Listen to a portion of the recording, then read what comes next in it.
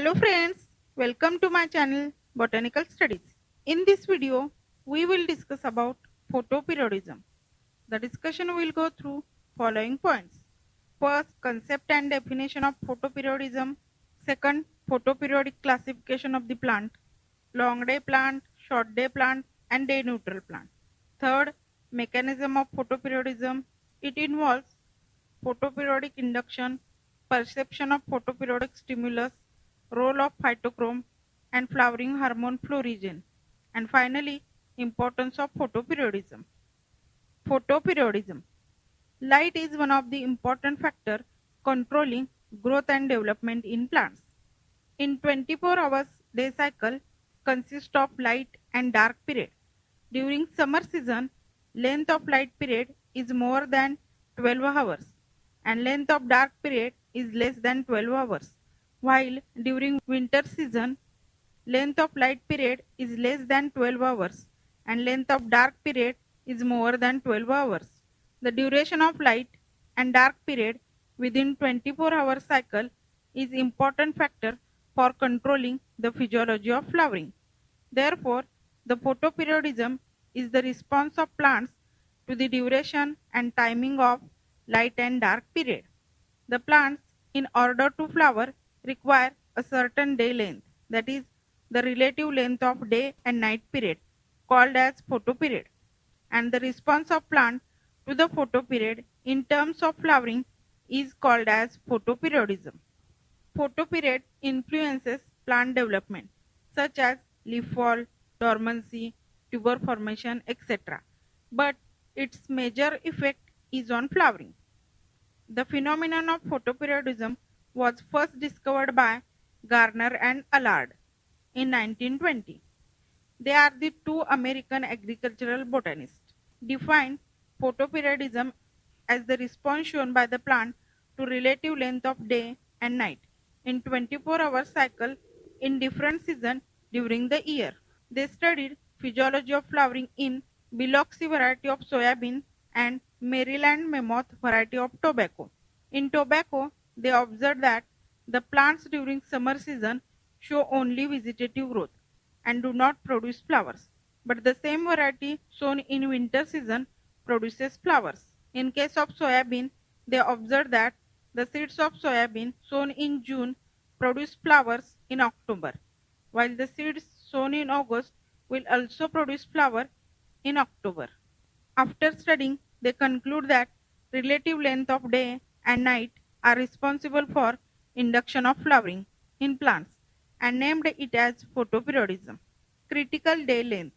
Critical day length is the length of photoperiod above or below which flowering occurs. Importance of critical day length can be explained with the help of Xanthium and Hyoscyamus. In Xanthium, critical day length value is 15.5 hours. In Xanthium, 15.5 hours is the maximum value that a plant can tolerate.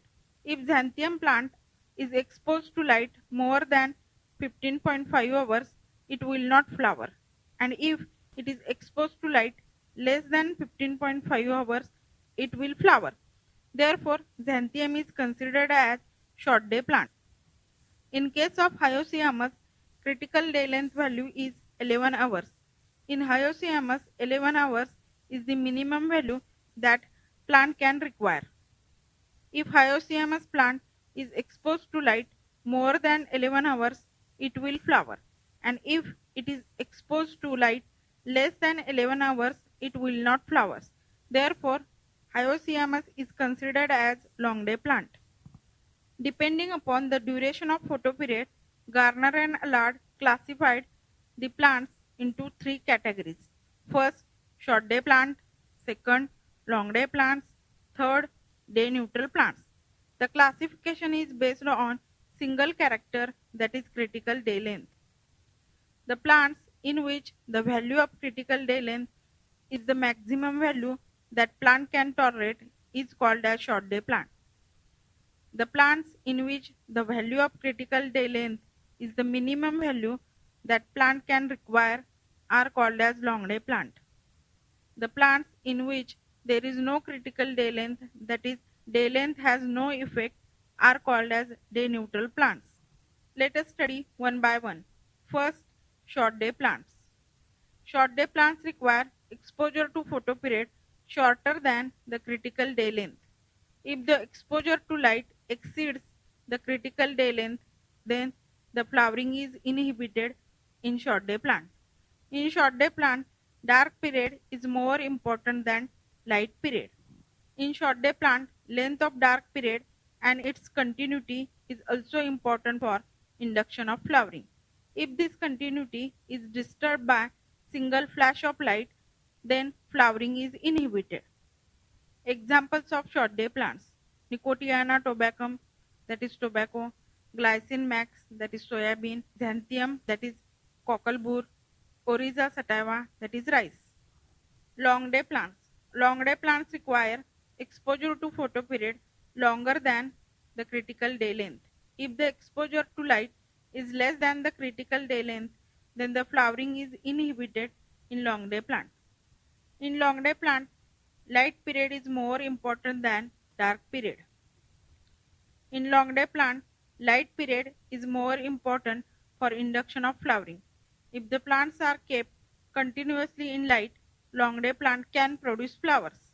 Examples of long day plants: Hyoscyamus niger, that is henbane; Spinacia, that is spinach; Beta vulgaris, that is sugar beet; Triticum aestivum, that is wheat; Raphanus sativus, that is radish; Brassica oleracea, that is cabbage.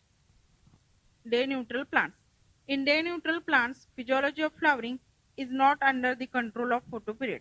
Day neutral plants do not require specific photoperiod for induction of flowering. They can flower in all possible photoperiods. Examples of day neutral plants are tomato, potato, cotton, sunflower, cucumber, and certain varieties of peas, etc. Photoperiodic inductions.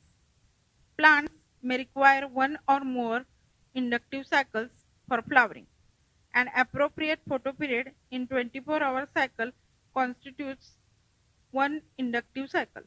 If a plant which has received sufficient inductive cycles is subsequently placed under unfavorable condition of photoperiod, it will still flower. Flowering will also occur if the plant receives inductive cycles after interval of unfavorable photoperiods, that is discontinuous inductive cycles. This persistence of photoperiodic after effect is called as photoperiodic induction. An increase in the number of inductive cycles result in early flowering of the plant. For instance, Xanthium, a short day plant, requires only one inductive cycle and normally flowers after about 64 days. It can be made to flower even after 30 days if it has received 4 to 8 inductive cycles. In such cases, the number of flowers is also increased. Continuous inductive cycles promotes early flowering than discontinuous inductive cycles. Some examples of plants which require more than one inductive cycles for subsequent flowering are Biloxi soybean, requires 2 inductive cycles; Salvia occidentalis, requires 17 inductive cycles; Plantago lanceolata, requires 25 inductive cycles. Perception of photoperiodic stimulus. It is now well established that the photoperiodic stimulus is perceived by the leaves. As a result, a floral hormone is produced in the leaves, which is then translocated to the apical tip, subsequently causing the initiation of floral primordia. That the photoperiodic stimulus is perceived by the leaves can be shown by simple experiment on cocklebur, that is Xanthium, a short day plant. Cocklebur plant will flower if it has previously been kept under short day condition. Look at the figure A. If the plant is defoliated and then kept under short day condition, it will not flower. Look at the figure B. Flowering will also occur even if all the leaves of the plant except one leaf have been removed. Look at the figure C. If a cocklebur plant, whether intact or defoliated, is kept under long day condition, it will not flower. Look at the figure D and E. But if even one of its leaves is exposed to short day condition and the rest are under long day photoperiod, flowering will occur. Look at the figure F.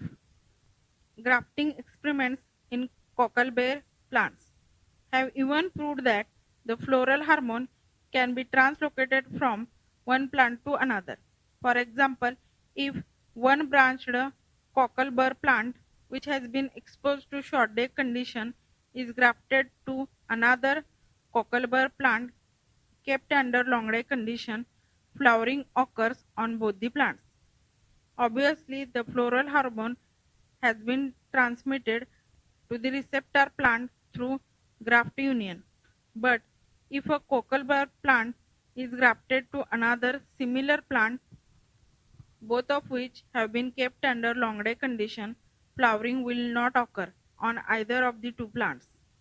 It has also been indicated that the floral hormone may be identical in short day and long day plants. For example, grafting experiments between certain long day plants and short day plants have shown that flowering occurs on both the plants even if one of them has been kept under non-inductive photoperiods. Phytochrome, a bluish green colored proteinaceous pigment called as phytochrome. It exists in two different forms, red light absorbing PR form and far red light absorbing PFR form. These two forms are photochemically interconvertible. When PR form of the pigment absorbs red light, it is converted into PFR form. When PFR form of the pigment absorbs far red light, it is converted into PR form. The PFR form of the pigment gradually changes into PR form in the dark. Role of phytochrome in flowering. In case of short day plant, PR form is favorable for flowering and therefore during longer night period this active PR form get accumulated due to conversion of PFR form to PR form, which induces the synthesis of flowering hormone florigen and flowering occurs.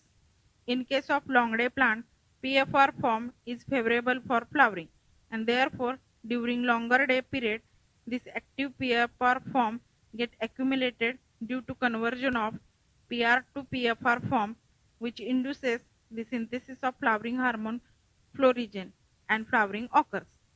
In both short day plant and long day plant, an appropriate ratio of PFR and PR form is maintained, which induces the further process of synthesis of flowering. Nature of the floral hormone. There are firm evidences for the existence of floral hormone, but it has not yet been isolated. Therefore, the nature of this hormone, which has been named as florigen, is not very clear, but it is quite evident that this hormone is a material substance which can be translocated from leaves to the apical tips situated at other parts of the plant, resulting in flowering. Grafting experiments in cocklebur plant have even proved that the floral hormone can be translocated from one plant to another. Florigen is the hypothetical substance. There are three important theories which suggest the mechanism of florigen synthesis are gene activation theory by Hess, gibberellin-like hormone theory by Bryan, anthysin theory by Kajlak-Jan. First, gene activation theory by Hess in 1975. Hess in 1975 studied photoperiodic induction in short day plants. In case of short day plants, PR form is favorable for induction of flowering and therefore during longer night period this active PR form get accumulated due to conversion of PFR form to PR form, which is favorable for the genes controlling the synthesis of flowering hormone florigen, which can be translocated from leaves to the apical tips situated at other parts of the plant, resulting in flowering. This gene activation is responsible for conversion of vegetative growth to reproductive growth. Second, gibberellin-like hormone theory by Bryan in 1958. It is now well known that the gibberellins can induce flowering in long-day plants, even under non-inductive short-day conditions. According to a scheme proposed by Bryan in 1958, a gibberellin-like hormone is produced in the leaves during the photoperiod, somewhat as follows: CO2, then precursor, it is then converted into gibberellin-like hormone. The precursor may be slightly stimulatory or inactive or antagonistic to the gibberellin-like hormone. Red radiations promotes the conversion of precursors to the gibberellin-like hormone. In the dark, there is slow reconversion of the gibberellin-like hormone to the precursor. This reconversion is accelerated by far-red radiations. It is further presumed that high concentration of gibberellin-like hormone leads to the synthesis of florigen in the long-day plants. In short-day plants, the synthesis of florigen takes place when the level of gibberellin-like hormone is low, but flowering eventually follows once the florigen synthesis has taken place in both the cases. Third, anthisyn theory by Kajlakjan in 1958. According to this theory, the process of flowering is controlled by two steps. First by gibberellin and second by anthisyn. This means the flowering hormone or florigen is not a single substance, but it is a mixture of two substances, that is gibberellin and anthisyn. In long-day plants, anthisyn is already present in the plant body. When exposed to non-photoinductive cycle and due to external application of GA, florigen is synthesized, which results into flowering.